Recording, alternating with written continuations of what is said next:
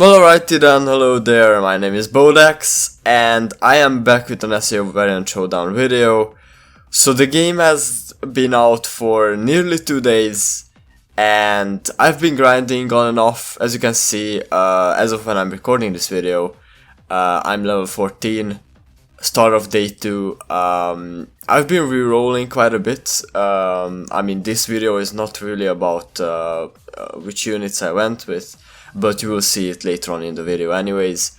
This video, I really wanted to make a beginner's guide kind of video, but in my opinion, with the very limited content that we have right now in the game, I don't think it's really worth it, because I would need to redo it in a couple of updates. Hopefully they choose to actually add some updates and some content into the game as time goes on, because like half of the game is let me show it to you.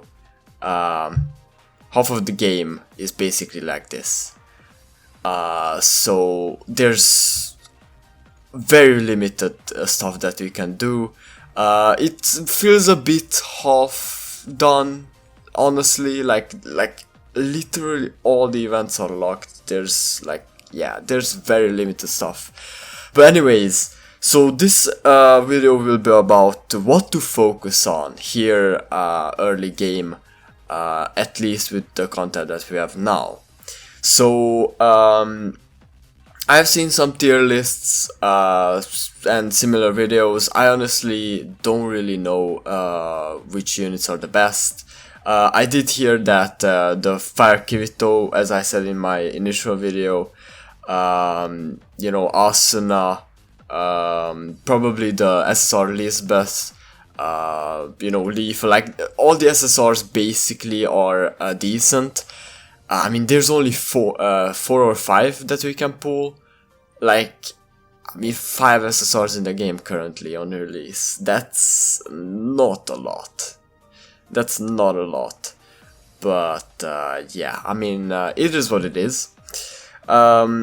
So yeah, I mean, there's only so much that we can go with. So basically, the Fire Kirito is a must-have because of the first event that we have, the Gleam Eyes. So anyways, one of the main quest lines that you will want to go through first is, of course, the main quests that they show to you. I mean, honestly, this felt very repetitive. I mean, it's basically the same thing, but the enemies get stronger and stronger, and in the end you get to fight the original character made for this game. Her design looks pretty cool, not gonna lie, but yeah, I mean, honestly, it didn't really excite me all that much. Then on, you want to progress in the hard difficulty. Of course, I started doing this not long ago, so I didn't really come that far. So yeah, I mean, basically completing these story missions and then going for the hard mode is what you want to do. So daily quests are also things that you really need to watch out for.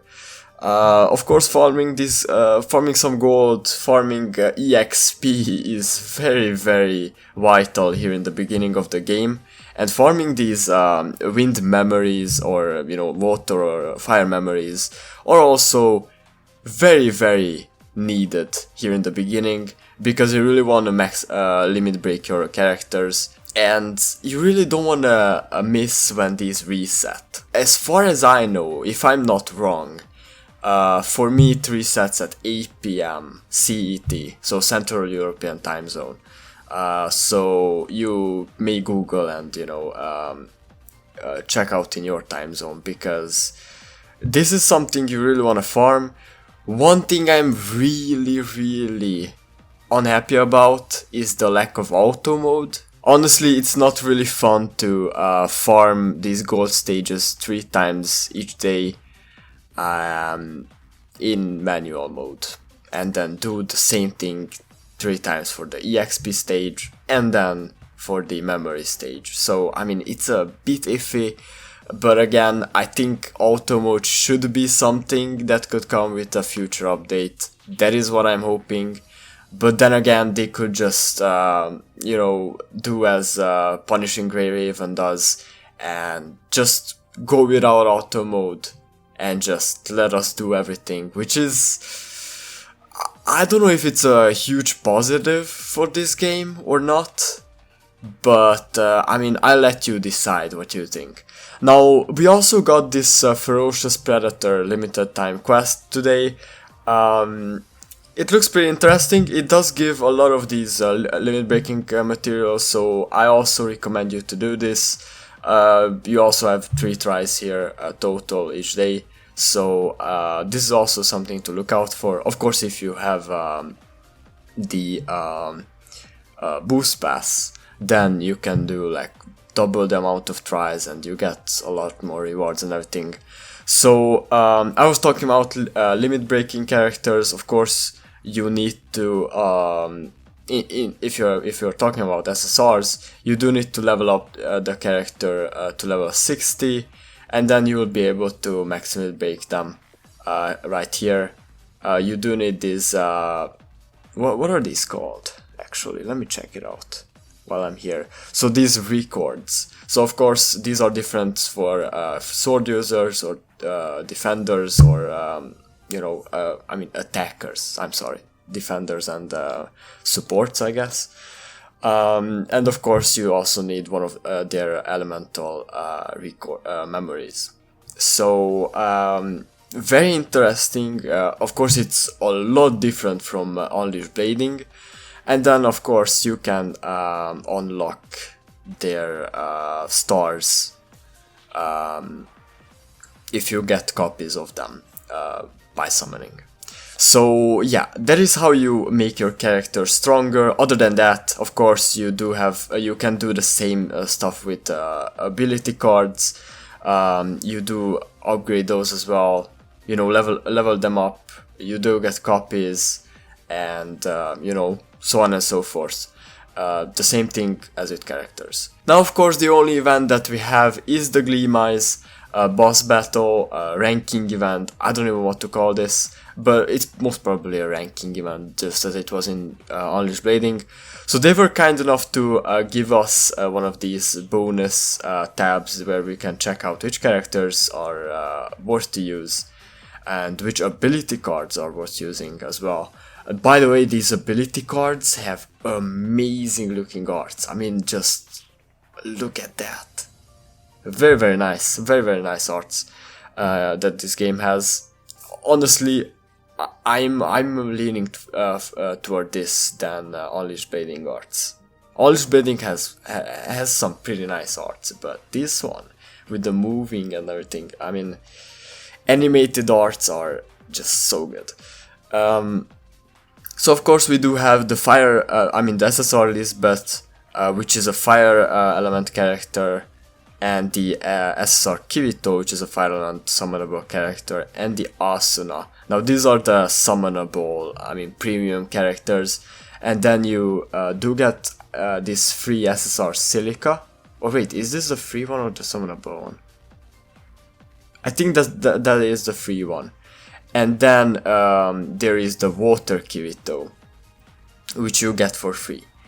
So those are the bonus characters. Now, of course, these three in the middle do give the most points and stuff. And of course, you really wanna look out and use these ability cards. Oh, and also one thing I really recommend you to look out for is to, after you've done your runs, is to click on event missions, because there's no like exclamation mark or nothing to notice you that you have rewards to claim. And I actually have nothing, so I can't show it, but in my case I had no exclamation marks and I just came in here with a lot of rewards to claim, and I was pretty surprised by that. So that is definitely something that you need to look out for. So there are more rewards than over here in the left side tab. So after that, if you're on your home screen, you can click on this Asuna. There are a lot more missions here, beginner missions, which will in the end give you a free SSR Silica and some copies of the Mito ability card and some other materials, which is very, very good. So after you complete all of these, you can just click here and you know, claim the character, I guess. I myself need to complete one more. I need to recover my stamina. Wow, I mean, I'm max stamina, so it's gonna be a bit hard to recover. So I'm gonna do that after this video, but you do get a free SSR Silica, which is actually a bonus character in the Gleam Eyes event as well, that we saw. So, then after that, again, just a bit short, which missions you wanna focus on. Now, of course, the beginner missions are like the easiest. They just give a lot of rewards. So, something you can complete in a day, like, I mean, and you get more than a multi's worth of currency, which is very, very good. Your daily missions are something you also want to focus on. And then some of these standard missions are really, really nice because they give you a lot of gold. And gold is needed to level up your character, so make sure to get a lot of gold and complete those daily gold stages, at least here in the beginning. Also, if you really wanna, I guess it's worth buying this here in the shop. It's just a bit more EXP and some limit breaking materials, which is, at least for me, in my case, it was worth buying because, you know, my characters are pretty leveled up. I still have the daily stages and so on to farm. So yeah, I mean, I think that is pretty much it. I really hope I went over everything and I didn't forget stuff. Of course, if you have anything to add, make sure to do so in the comments down below. I will make sure to pin or heart your comment.